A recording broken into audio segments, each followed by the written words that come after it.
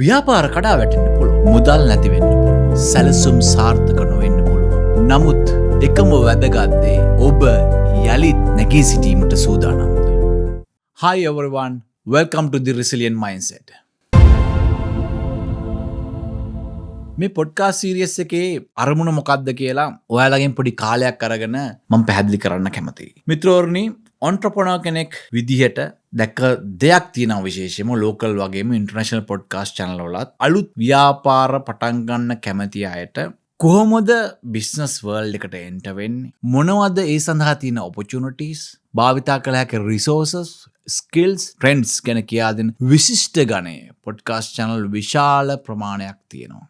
හැබැයි ව්‍යාපාරයක් පටන් අරන් එය කරගෙන යෑමේදී ඔවුන්ට මුහුණ පාන්න වෙන නොයෙකුත් ගැටලුන් නිසා ඒ ව්‍යාපාර බලාපොරොත්තු නොවූ විදියට කඩාගෙන වැටුනාම, විශේෂයෙන්ම පළවෙනි අවුරුදු 5 ඇතුළත ආයෙමත් වරක් කොහොමද නැවත එම ව්‍යාපාර යලි ගොඩනගන්නේ, කොහොමද ඔවුන්ට නැති වුණු ෆයිනෑන්ෂියල් ෆ්‍රීඩම් එක නැවත ලබා දෙන්නේ, විශේෂයෙන්ම කොහොමද ඔවුන්ගේ කඩා වැටුණු මානසිකත්වය යලි ශක්තිමත්ව ගොඩනගන. මෙන්න මේ ප්‍රශ්නවලට ක්ලියර් ආන්සර්ස් දෙන channels අඩුයි. ඒ නිසා මම හිතුවා මගේ ව්‍යාපාරික ජීවිතයේ අත්දැකීම් සහ දැනුම භාවිතා කරලා මේ Resilient Mindset කියන podcast channel එක තුලින් කඩා වැටුණු ව්‍යාපාරිකයන්ට නැවත නගා සිටීමට අවශ්‍ය කරන මඟ පෙන්වන්න. ඒ කියන්නේ අභියෝග, පරාජයන් දරා ගැනීමේ මානසික ශක්තිය ගොඩනගා ගැනීමට උදව් කිරීම. ඒ වගේම නැවත ව්‍යාපාර ගොඩනගා ගන්න අවශ්‍ය වන ප්‍රායෝගික දැනුම සහ මාර්ගෝපදේශනය ඔබට ලබා දීමට. ඒ මම තනියම නෙමෙයි.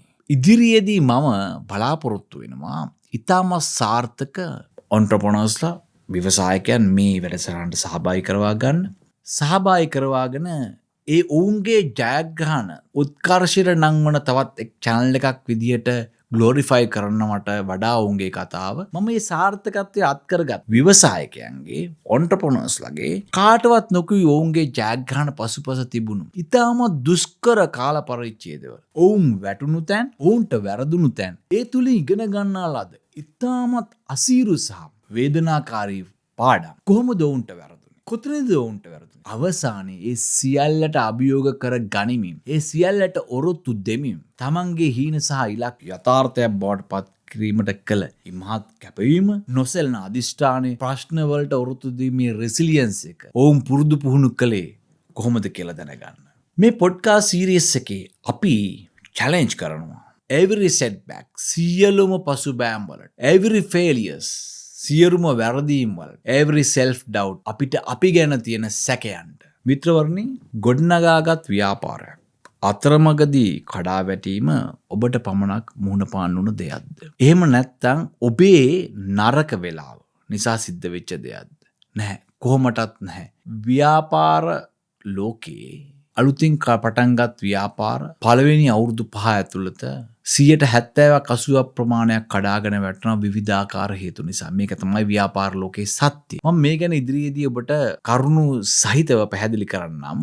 අලුතින් ව්‍යාපාර ආරම්භයේදී ඔවුන් මුහුණ දෙන්න වෙන අභියෝග සහ ගැටලු වලට වඩා ගොඩනගාගත් ව්‍යාපාරයක් කඩා වැටීමේදී ඒ ව්‍යවසායකයන්ට මුහුණ දෙන්න වෙන මූල්‍යමය පාඩුවලට අමතරව ඔවුන්ගේ පුද්ගලික ජීවිතයේ, සමාජීය ජීවිතයට බලපාන ඉතාම සංවේදීය ප්‍රශ්න හරීම සංකීර්ණ ගැටලු බවට පත් වෙනවා මම දැකලා තියෙනවා. සමහර ව්‍යවසායකයෝ මේ සියල්ල දරාගත නොහැකි ජීවිතයේ සමුගත් අවස්ථා පවා අපි අහලා දැකලා තියෙනවා. ඒ නිසා මම මුලින්ම කියන්න කැමතියි, ඔබ ඔන්ට්‍රප්‍රනර් කෙනෙක් වෙන්න හිතනවා නම් ව්‍යාපාර පටන් ගන්න කලින් ඔබ ව්‍යවසායකයෙක් ට්‍රාන්ස්ෆෝම් වෙද්දී ඔබ ළඟ තිබිය යුතු අසීමිත වූ ඔරොත්තු දීමේ හැකියාව, රෙසිලියන්ස් එක ගැන හොඳ තක්සේරුවක් තිබිය යුතුයි. නැත්තම් වහාම ඒ ගොඩනගා ගත යුතුයි. කියමනක් තියෙනවා, if you want to be an entrepreneur, be ready to pay the price. හැබැයි ගොඩක් අය මේ ගැන හිතන්නේ ව්‍යාපාරයක්, බිස්නස් එකක් පටන් ගත්තම සියල්ල හරි කියලා හිතනවා. ව්‍යාපාර කඩා වැටීම, එහෙම නැත්නම් බංකොලොත් වීම ව්‍යාපාර ජීවිතයේම එක කොටසක් බව තේරුම් නොගැනීම ලොකු ගැටලුවක් බවට පත් වෙනවා. හරි, අපි බලමු ඇයි මේ ව්‍යාපාර අතරමඟදී කඩා වැටෙන්නේ කියලා. මොනවද ඒකට හේතු කියලා. සාමාන්‍යයෙන් startup failure and success rate එක ගැන මම පොඩි ඕවර්විව් එකක් ඔයාලට දෙන්නම් රියල් පික්චර් එක තේරුම් ගන්න. සාමාන්‍යයෙන් අපි අවුරුද්ද පතා අලුතෙන් පටන් ගත්ත ව්‍යාපාර කඩා වැටෙන ප්‍රතිශතය බැලුවාම පළවෙනි අවුරුද්දේ 20%ක් විතර වගේ, දෙවෙනි අවුරුද්දේ 10%ක් 15ක් අතර, තුන්වෙනි අවුරුද්දේ 10%ක් 15ක් අතර, හතරවෙනි අවුරුද්දේ 5%ක් 10ක්, පස්වෙනි අවුරුද්දේ 5%ක් 10ක් මේ ආකාරයෙන් කියුමුලේටිව් 70%ක් 80ක් විතර ප්‍රමාණයක් අලුතෙන් පටන්ගත් ව්‍යාපාර පළවෙනි අවුරුදු 5 ඇතුළත කඩා වැටෙනවා. ඒ වගේම අපි බලමු සාරාංශගතව මොන වගේ හේතු නිසාද මේ ව්‍යාපාර කඩා වැටෙන්නේ කියලා. ප්‍රධාන කාරණා පහක් මම ඒකදී ඔයාලට කියන්න කැමතියි. 38ක් ව්‍යාපාර කඩා වැටෙන්නේ ෆයිනෑන්ෂල් ඉෂුස් නිසා. ඊළඟට 35ක් ව්‍යාපාර කඩා වැටෙනවා මාකට් නීඩ් එක අයිඩෙන්ටිෆයි කරගන්න බැරුව නිසා. ඊළඟට 20%ක් විතර කඩා වැටෙනවා මේ ඉන්ඩස්ට්‍රියල් කම්පිටිෂන් එකට උන්ට මුහුණ දෙන්න බැරි හින්දා. ඊළඟට 19%ක් විතර ව්‍යාපාර කඩා වැටෙනවා අන්සක්සස්ෆුල් බිස්නස් මොඩල් එකක් නිසා.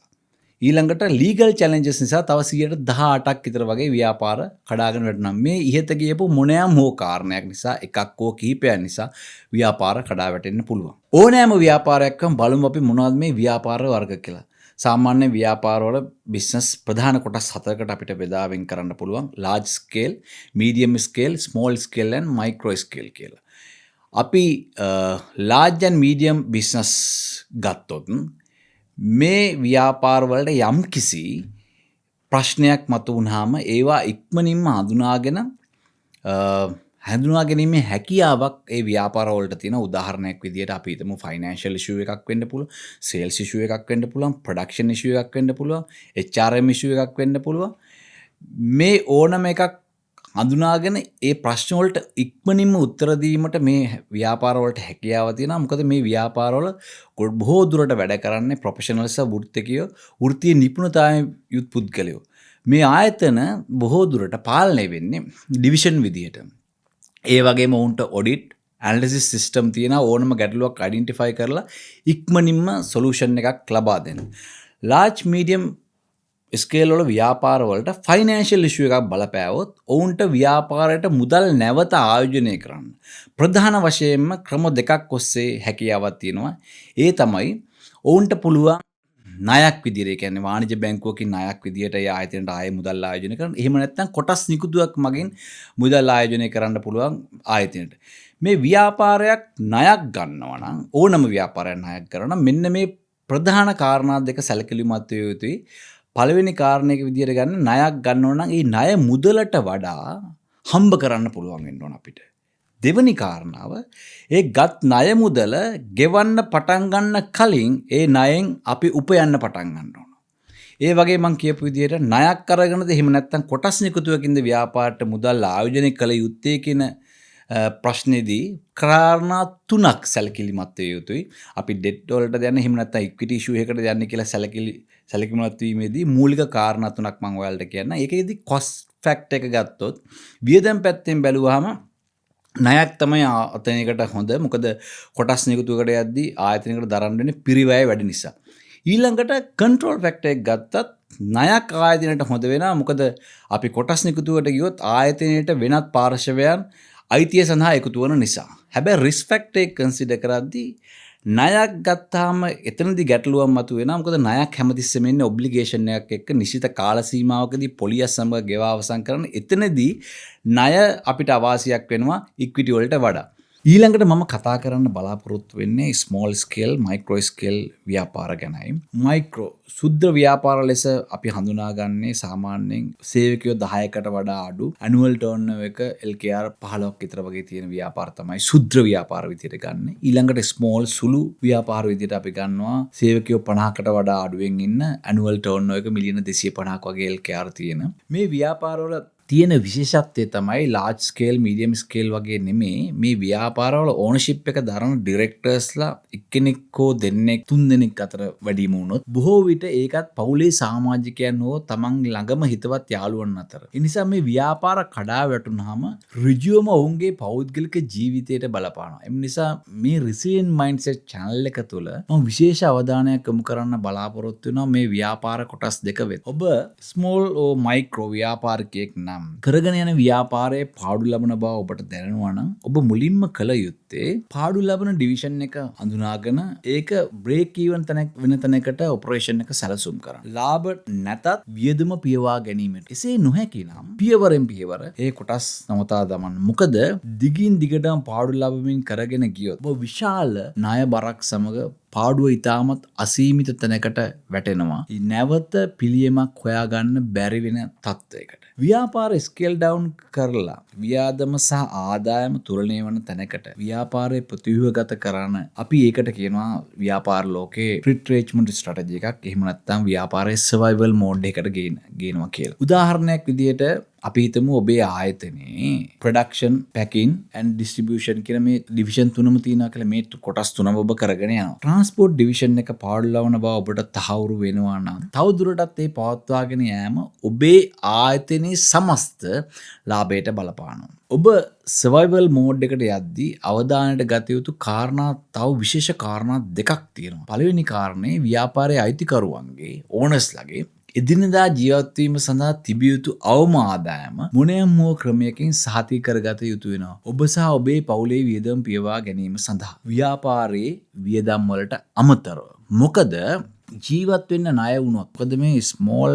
මයික්‍රෝ ව්‍යාපාරවල අයිතිකරුවන් බොහෝ දුරට ජීවත් වීමට අවශ්‍ය කරන මුදල් ලබා ගන්නෙත් ඒ ව්‍යාපාරය තුලින්ම නිසා. දෙවෙනි කාරණේ අපි දැකලා තියෙනවා සමහර ව්‍යවසායකයෝ ව්‍යාපාර කඩාවැටුණු වෙලාවට ඒ මානසික පීඩනය තමන්ගේ ප්‍රශ්න අනවශ්‍ය විදිහට එළියට දෙනවා. ඒ පීඩණයෙන් ගැලවෙන්න. ව්‍යාපාර බංකොලොත් වෙලා කියලා තමන් අවට සිටින අයට හෝ සමාජයට දැනගැනීමට ඉඩ දිය යුතු නැහැ. හැමෝම ඔබට සපෝට් කරන්නේ. බොහෝ විට වෙන්නේ සමහරු ඔබව විවේචනය කරනවා. ඔබේ පරාජයන් ගැන අභ්‍යන්තරයෙන් සතුටු වෙනවා. ඔබ නැති තැන ඔබව විහිළුවට ලක් කරලා කතා කරනවා. ඒ නිසා මේ අවස්ථාවේ ඔබේ ප්‍රධාන අවධානය තියෙන්න ඕනේ ඔබ වැටුණු තැන අඳුනාගෙන ඒකෙන් නැවත ඉහළට එන්න සැලසුම් කිරීම පමණයි. ඒ වෙනුවෙන් ඔබට අවශ්‍ය වන්නේ නොසැලෙන දැඩි මානසික ශක්තියක්. ඔබ මේ රීබිල්ඩින් ෆේස් එකේ ඔබේ ප්‍රශ්න සමාජයට විවර කිරීමෙන් වළකී සිටින්න.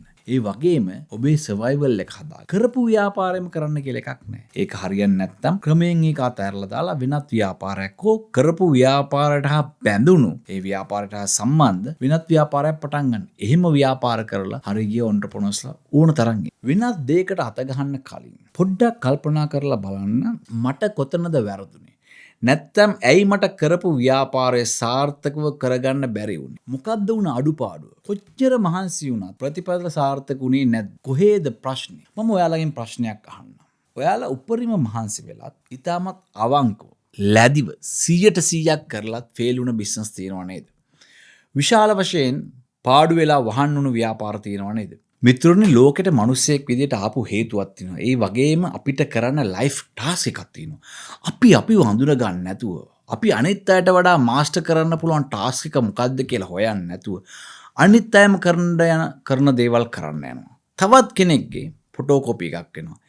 ඒ දේවල් එයාලට හරි ගියාලට ඔයාට හරියනවා කියලා නියමයක් නැහැ. ඒක නිසා අපි අපේ දක්ෂතාවය හඳුනාගත යුතුයි. ඔබගේ අනිත් අයට වඩා විශේෂිත ස්කිල් එක මොකක්ද කියලා හඳුනගන්න.